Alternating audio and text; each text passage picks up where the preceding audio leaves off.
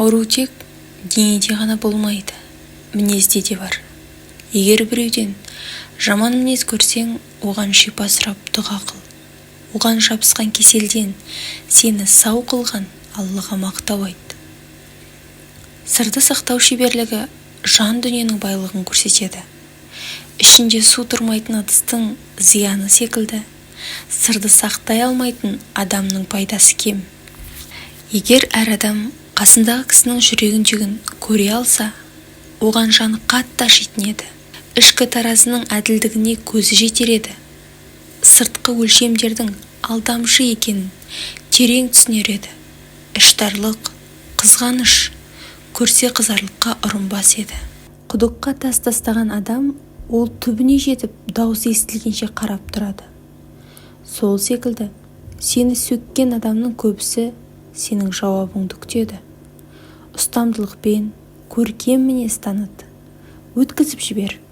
Құдық түпсіз екен деп ойласын. Бәрін дұрыс жасауға қанша тырыссаң да, сені қате түсінетін адамдардың табылары хақ. Әркімге бір жауап қайтарып, өзіңді құрша жатпағаның дұрыс. Дана ғұламаларымыздың бірі өзін сөккен кісіге былай деген екен: егер айтқаның рас болса, Алла мені кешірсін, ал өтірікші болсаң, Алла сені кешірсін. Маған кейде бір адам бір мәселе жайлы айтады. Мен оны ол тумастан бұрын естіп қойсам да, оған құлақ саламын. Кейде бірінші рет естіп тұрғандай күй көрсетемін. Өзің онсыз да жақсы білетін нәрсе жайлы біреу әңгімелеп жатса, оның сөзін бөлмей, білетініңді білдіріп, жүрегін жараламай, көңіл бөліп, құлақ салуың мінез құлықтың аса көркемдігіне жатады. Адамдар саған таң қалып жатса, оған масаттанып мақтанба. Себебі олар сенің Алла жарыққа шығарған жақсы жақтарыңды ғана көріп жатыр.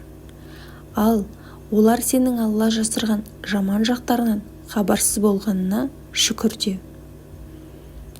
Егер сөз шынымен жүректен шыққан болса, онда ол міндетті түрде жүрекке кіреді. Ал ол тек тілден шыққан болса, құлақтан араспайды. Дұрыс нәрсені тез танып, жүрекпен түсініп, шынайы жанашырлықпен айтпасаң, ісің бекер. Адамдар сенің сыртыңа қарайды.